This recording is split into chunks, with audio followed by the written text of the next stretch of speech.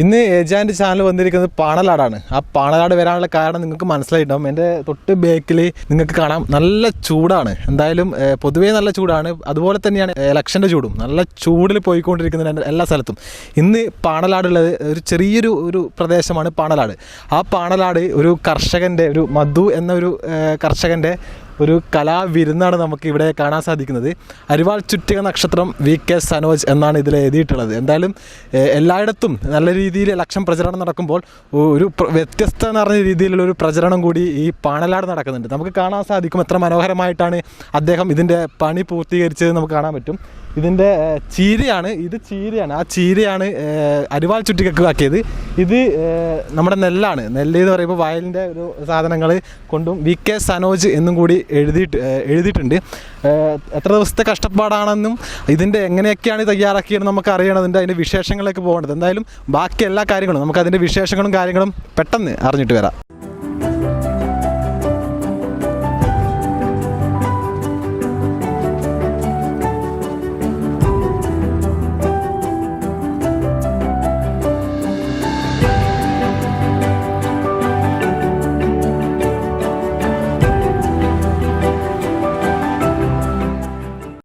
നേരത്തെ പറഞ്ഞതുപോലെ ഇത് തയ്യാറാക്കിയ ആളാണ് നമ്മുടെ കൂടിയുള്ളത്, മധുവാട്ടൻ, നമ്മുടെ പാണലാടിൻ്റെ മധുവാട്ടൻ.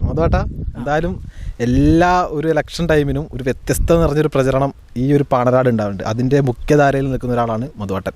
എന്തായാലും ഇത് തയ്യാറാക്കുമ്പോൾ എങ്ങനെയാണ് ഇത് ചെറിയൊരു മുളക്കണമല്ലോ, അങ്ങനെ കുറച്ച് കാര്യങ്ങളൊക്കെ ഉണ്ടല്ലോ. അതെ, അതെങ്ങനെയാണ് ഈ ഒരു തയ്യാറാക്കി?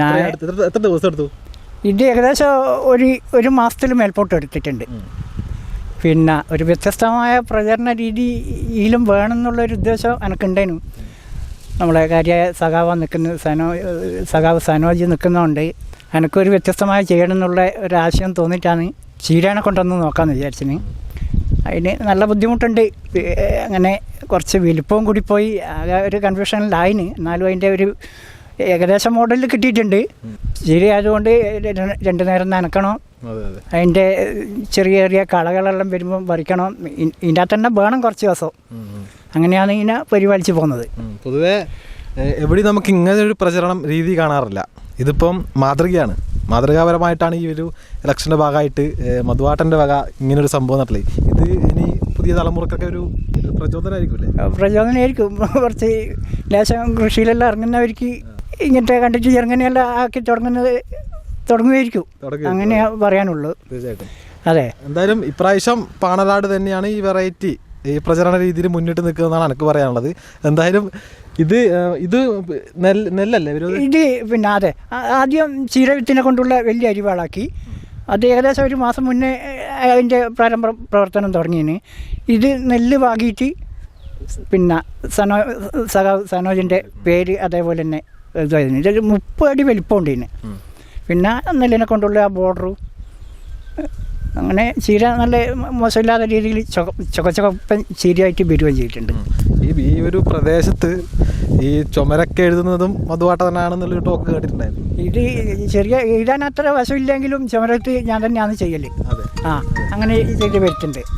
എന്തായാലും മധുവാട്ടൻ്റെ ഈ ഒരു ചീരേനെ കൊണ്ടുള്ള ഈ കലാവിരുന്ന് നമുക്കെല്ലാവർക്കും ഇഷ്ടപ്പെട്ട് കഴിഞ്ഞു. എന്തായാലും ഇപ്രാവശ്യത്തെ ഈ ഇലക്ഷൻ്റെ ഭാഗമായിട്ടുള്ള പ്രചരണം മധുവാട്ടനും ഈ പാണലാടും കൊണ്ടുപോയി എന്ന് തന്നെ വേണമെങ്കിൽ നമുക്ക് പറയാൻ പറ്റും.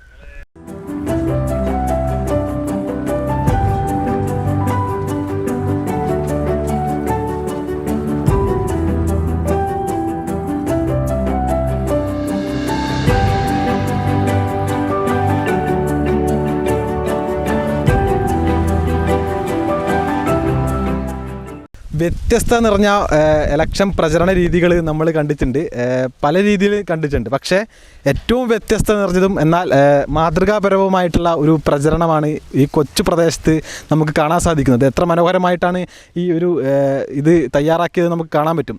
എന്തായാലും ഈ പ്രാവശ്യത്തെ ഇലക്ഷൻ്റെ ഭാഗമായിട്ടുള്ള പ്രചരണം പാണലാട് കൊണ്ടുപോയി എന്ന് തന്നെ നമുക്ക് വേണമെങ്കിൽ പറയാൻ പറ്റും. അത്രയ്ക്കും മനോഹരമാണ്. ക്യാമറ പേഴ്സൺ ജിതിനൊപ്പം അതുൽ ബ്ലാത്തൂർ, ഏജാനെറ്റ്.